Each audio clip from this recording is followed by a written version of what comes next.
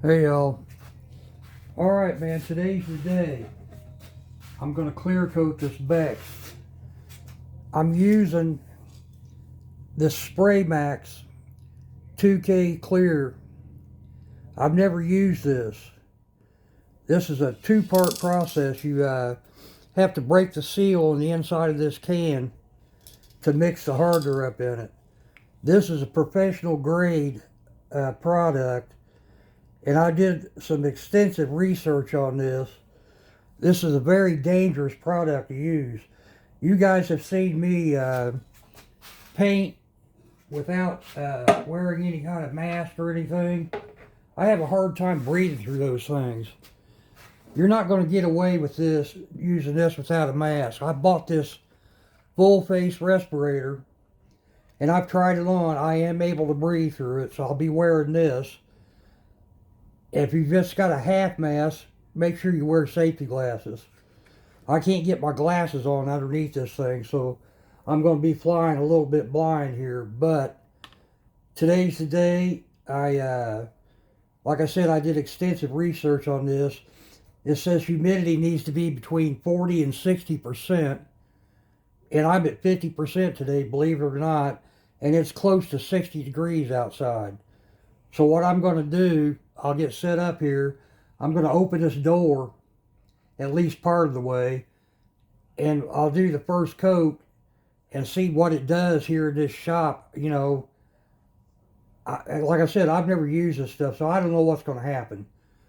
But I'll get set up and we'll give it the first coat. It says you should wait between 5 and 10 minutes between coats, and it tells you how to check it. Let me think. Yeah, and after you break the seal on this product, you've only got 48 hours to use it before it hardens up. It's no good anymore. I talked to Chris over at BCG 5151 or 5150 Guitars, and he told me that you can freeze this stuff and make it last up to a couple weeks. But I'm going to try to use this whole can and coat this thing and be done with it today. So I'll get set up and I'll get back with you and we'll see what happens. Hang on a little bit. Oh, and I'm not going to be able to talk to you guys with this thing on. I don't think you'd hear me, so I'm just going to turn the music on and go for it. See you in a minute.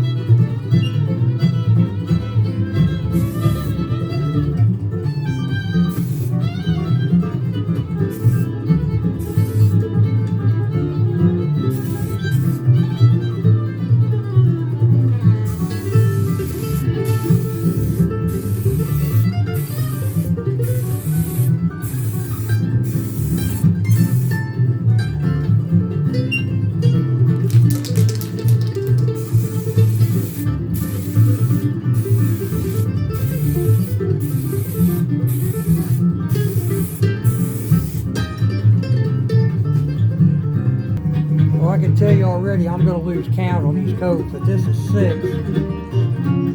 And I can already see a couple little spots on the back of this that I'm going to have to deal with. When I'm spraying this, I can see that overspray going out the door, so that's a good thing. But so far on the front, it's looking pretty good. And here, I'm going to go ahead and put number 6 on it. And I'll probably stop counting because I'm just going to use the whole can.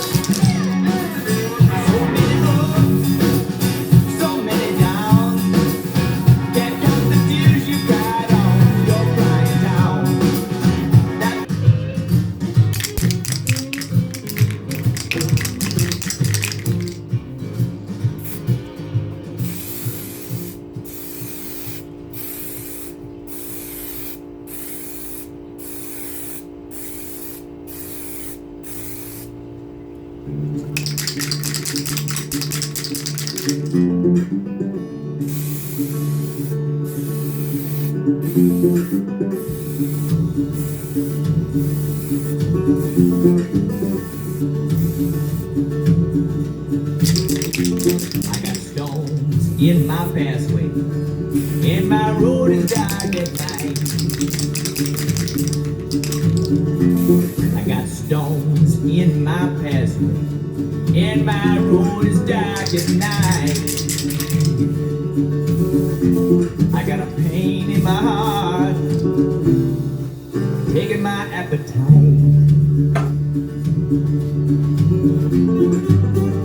Okay, y'all. Turn this music off.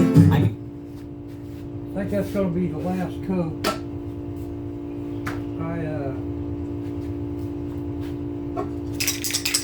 I got enough in this can, I think, for one or two more coats. But what I want to do is let this dry overnight